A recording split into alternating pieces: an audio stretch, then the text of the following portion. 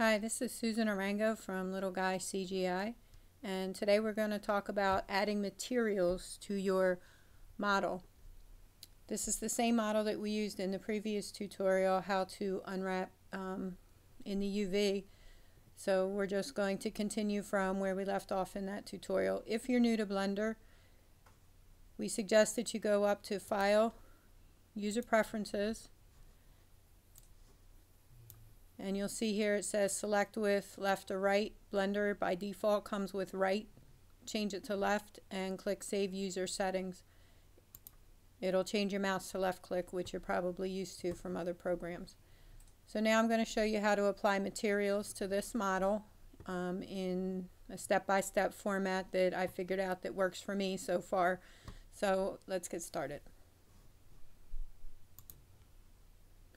As I was learning how to apply materials and textures to the model, it was very confusing, the different terminology, the Blender lingo, if you will, in exactly what was doing what and how to accomplish it, and Blender can be overwhelming in and of itself. So I took the liberty of making this to kind of maybe straighten out in some people's minds exactly what the different things mean. If you know what all of this means, then by all means skip ahead. But for those of us that didn't know, this helped a little bit.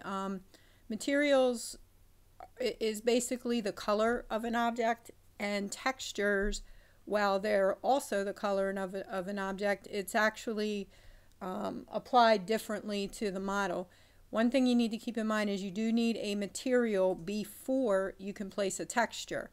A material would be like the primer paint on a car or a primer on a wall before you put the actual color on it. It prepares the model to have the texture applied. The different kinds of textures, which I didn't even include all of them here, the different ways that you can apply texture to your models, but these are the main ones that are usually discussed. Diffuse texture is the general color of an object. Specularity is when you're discussing the shininess. The shinier something is, it gives it a plastic kind of look, whereas something with a little less shine will tend to make it look a little more real.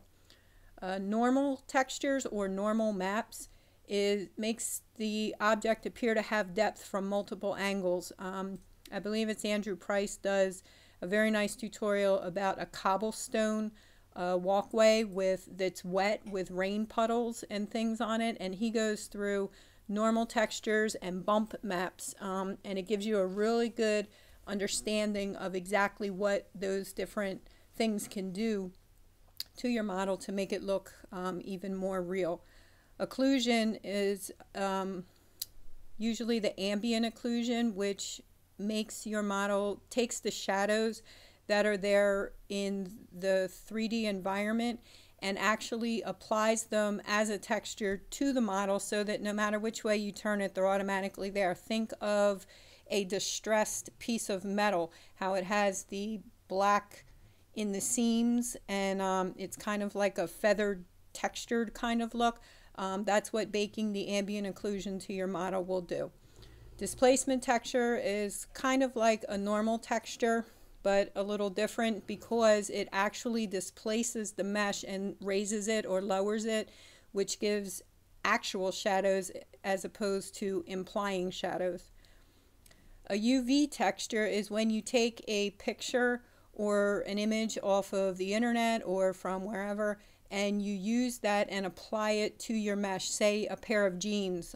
You can take an actual picture of a pair of jeans and paint it, texture paint it, clone paint it onto your model so that it has actual jean looking material on it, and that's UV texture.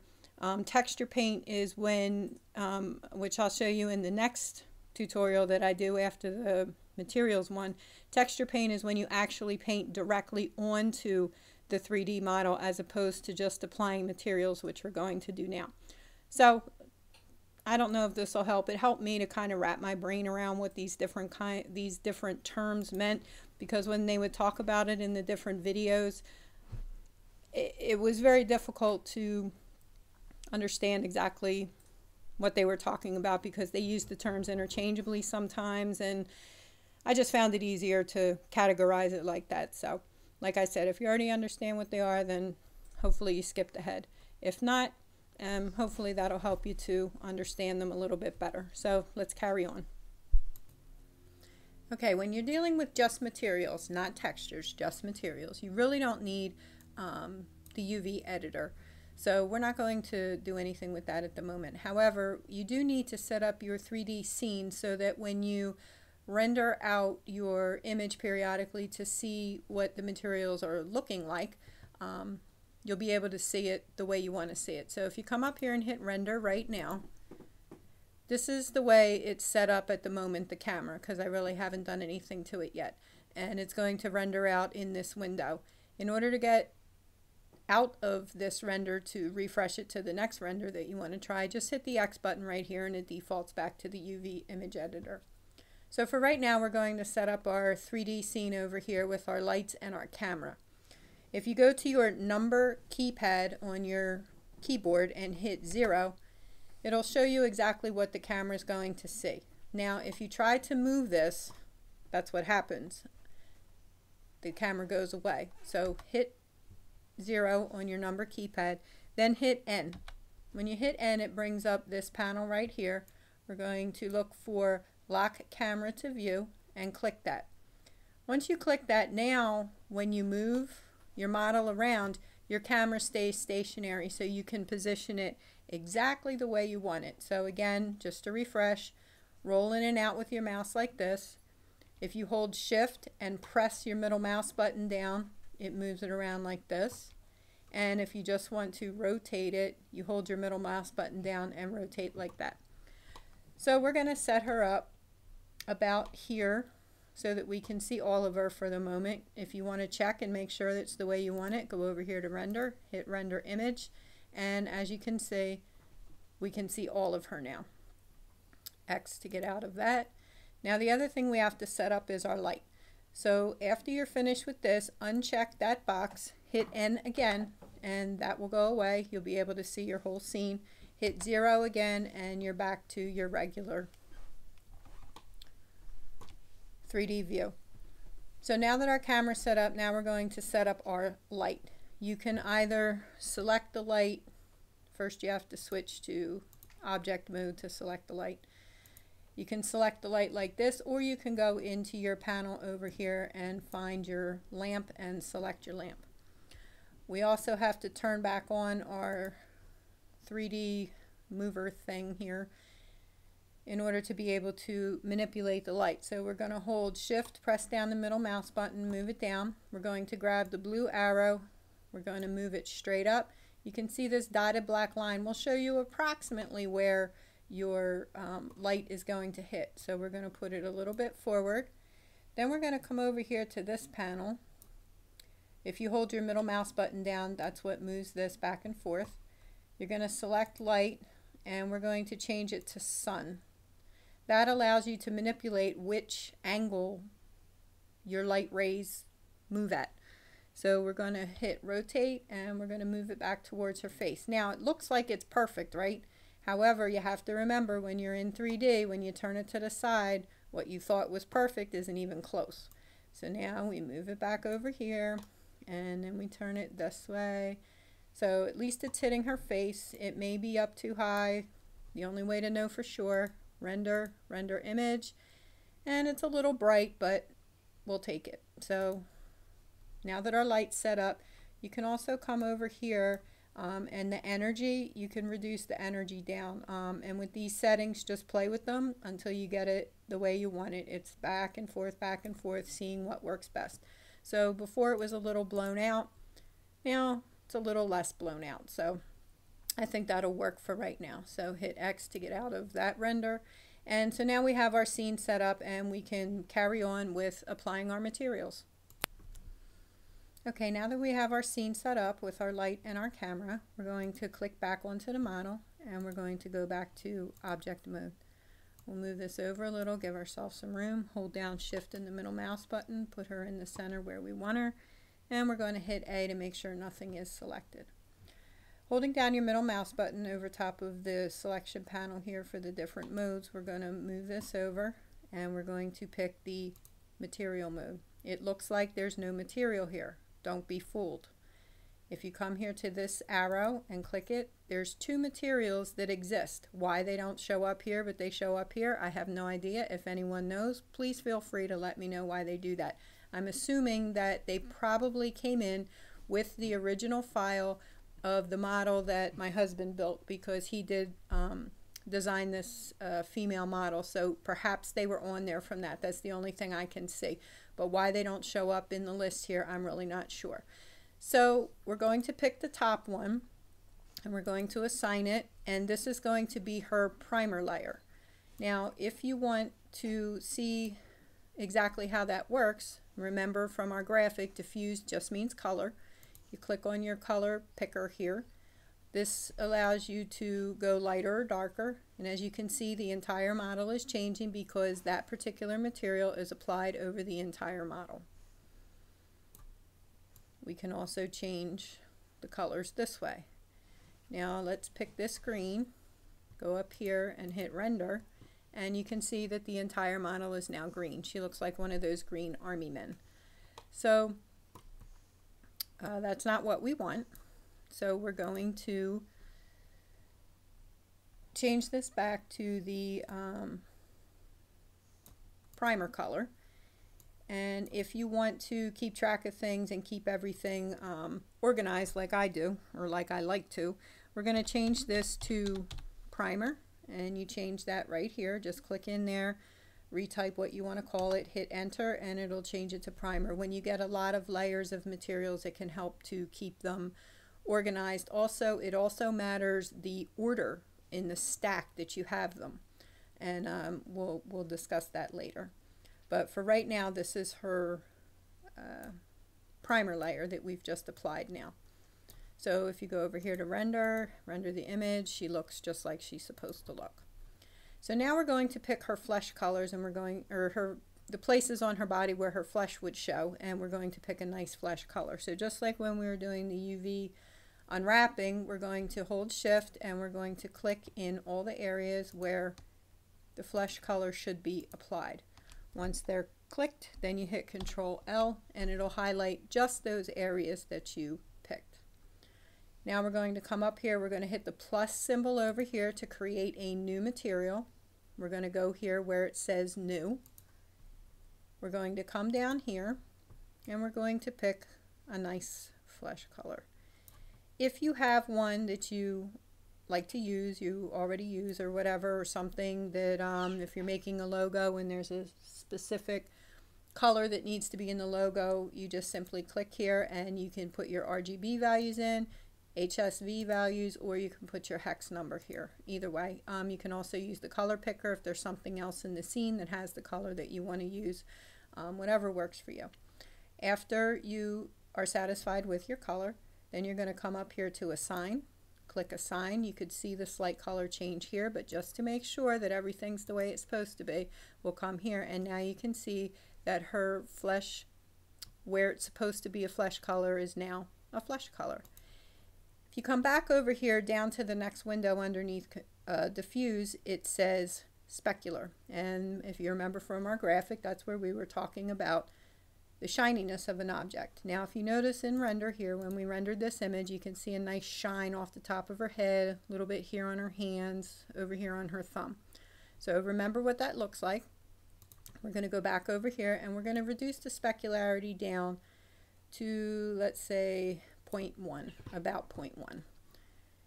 Then we're going to come over here to render, and as you can see, that shine, it's still there a little bit, but it's a lot less noticeable than it was. So again, depending upon what you're doing, if you were making the Green Army Man, you may want it really shiny. If you want some more of a realistic skin look, you may want something more like this. So that's where you adjust the shininess of that material that you just applied. As you can see, it hasn't affected the other material because this is still just as shiny as it was. So because we have this selected, that's the only part of the model that's being affected at this time. If you go back, let me turn this render off. If you go back up to the color here and reduce down the intensity of the color, as you can see, it makes it a lot darker. So why, I guess doing it there after the fact would be kind of the same as doing it here. Maybe it gives you a little bit more control. I'm really not sure, but you can also change the colors that way. So moving forward, we're going to hit A and deselect. And now let's do her shorts. So because they're all one piece, we'll only click once, Control L. So now we'll do the shorts. Come up here, plus, new. We'll call these shorts. Again, you don't have to name it if you don't want to. I just find that it makes it a lot easier keeping track of what's going on. So let's make her shorts a nice burgundy color. Something like that, maybe a little darker, more like a wine. And then remember to come back up here to assign. And as you can see, it changed it there. Come back over to render, render image, and now you can see her shorts. Now, you see that shiny spot right there? Come back over to your specularity, reduce that down. Again, there's no tried and true number to use. You just play around with it until you get it the way you want it to look. It's a back and forth process. So now as you can see, the shorts are just a little less shiny than they were. You could reduce that all the way down if you wanted to, and they would be totally matte. So now we're going to hit A, and we're going to choose her jacket. Come over here to the plus symbol, hit new again. And what color should we make her jacket? How about a lighter burgundy color? Something like that. And we'll go with that for the moment. We'll hit assign. And we already know we're going to reduce our specularity, so we'll reduce that down. You can also look at the ball here and get an idea of exactly what's going on as far as the shininess is as well. Come over here to render, and she's looking pretty good. We'll hit A to escape out of there, and the only thing left to do is her shoes. So holding shift, we're going to select there, hit Control L, and I guess we'll make these a gray color. So we'll come up here to the plus symbol. Now remember in the beginning we looked here and there were several materials already existing. Well, all of our materials are in here now. So if you needed to use the exact same, let's say we wanted to make her shoes the exact same color as her shirt, we would click that material. It would automatically come down here as another one. Click in here. We'll call this shoes. Hit enter to lock it in. And let's say we just wanted to make it a little bit darker because it's shoes. And then we hit assign. Come up here to render. And I don't like that. They need to be darker. So we're going to make them super dark. Yeah, that's better. And then we'll hit A to escape. So now everything on her is colored. And if we wanted to, let's say, move her a little bit closer, so because when we render it right now, she's a little bit far away, we can't see her front too well. So we would go back, hit 0 on the number keypad to pull up our camera, N, and we're going to lock camera to view, and we're going to scroll in a little bit, angle her like that maybe so we can see a little more of her front. Hit N to get out, hit 0 to go back to our 3D scene, hold shift and move it around so we can get her into view here. And I'm going to go back to the shorts and reduce the specularity some more on the shorts, and then we'll render it. And now her jacket is too shiny, so it renamed it shoes because I used it twice. So we'll come here and we'll reduce that down. And we'll come here and that's already reduced down. So that should be okay. We'll come up here to render. And there you go. So now it's not shiny at all. It looks kind of like material should look as far as the jacket would be concerned. And that's how you apply materials to a model, just materials. So let's move this over and let's give it one final render. And as you can see, flesh is where it belongs. Her shirt looks good, her shorts look good, and her shoes, which we can't really see too well here, look good. So that's quick and easy, fast, how to apply materials to your model. I don't know how many materials you can have in this list. I don't know if there's a limit, but depending upon what you're doing, whether it's a car or a dinosaur or a human like this or a house or whatever, you could have a lot of materials. I'm still trying to work out why textures would be better than materials. I'm assuming it has something to do with the shadows, because you can put shadows and whatnot in with the textures. There's also a lot more that you can do with the textures as far as making something look more real.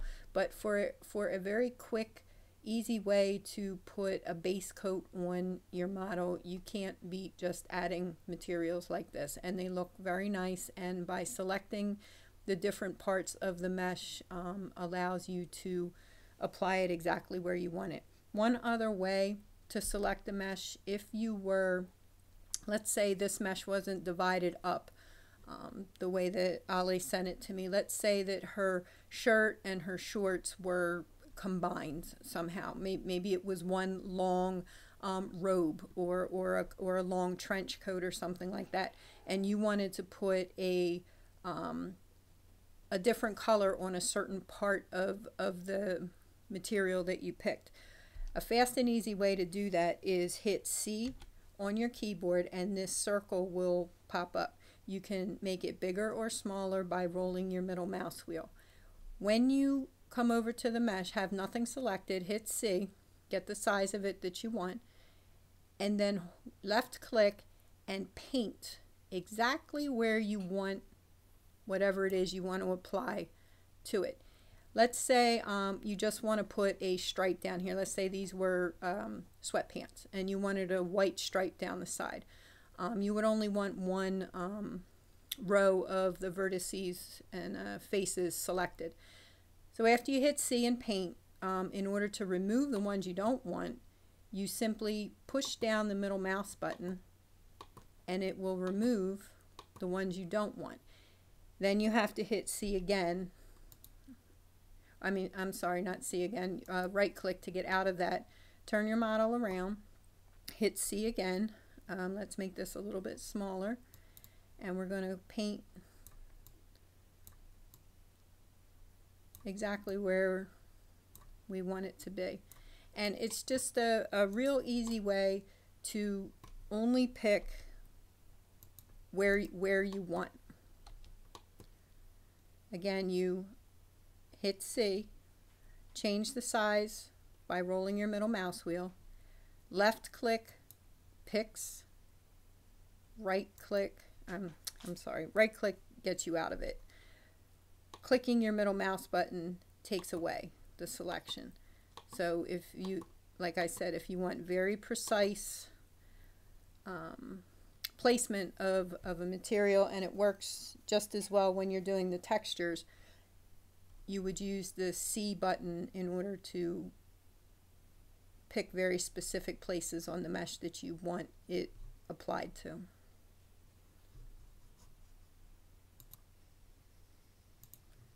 Once you have it selected where you want the new material to go, same exact process. Plus button, new. We're going to just leave it white for demonstration purposes. Hit assign. As you can see, it turns white. Come over here to render. just to make sure, and nice smooth line, and that's how you would pick parts that you wanted to apply material to very specifically. And as you can see, it needs to have the entire face picked. It won't apply the material over here where it isn't a finished square. So it's only where you apply, where you have the faces selected.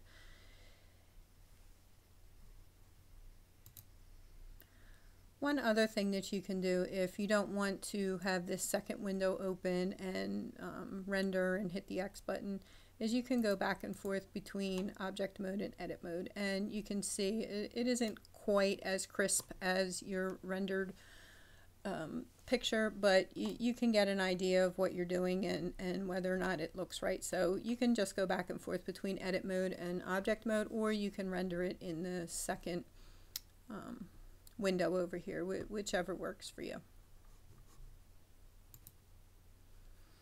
Okay, if you wanted to remove a material, let's say we wanted to remove this white stripe that we just applied there, you would switch back to edit mode. You would select where you wanted, whether it was the whole shirt, the flesh, this white stripe, whatever. Make sure that that's highlighted over here in your materials thing and hit the X button. Then you would have to click here where this material icon is showing and hit, you have to switch to object mode first. And where this material is, you would hit the minus button, and then it would default back to whatever was next in the list. So then you would have to go back to edit mode and then select the color that you wanted and hit assign, and it would put it back the way that it was. So that's a little confusing, but that's how you remove material that you had applied. So it's kind of, I guess, better to make sure that you put what you want where you want it when you're first starting. So there's the final render of our model with her materials applied, and I hope that this will help to at least get you started on being able to apply color or materials to your models to give them a more finished, polished look. Again, textures are different. The next tutorial is going to cover some applied textures. I'm not quite sure what order I'm going to do them in, because it would be a really long tutorial if I tried to do them all the different ways you could apply textures. But for right now, this is materials, and the results are very nice, and hopefully this will get you started and make applying materials a little easier. If you have any questions or comments you want to leave, just put them below, and remember to subscribe and give me some ideas of videos that you may want to see in the future. And thank you for watching, and have a good day.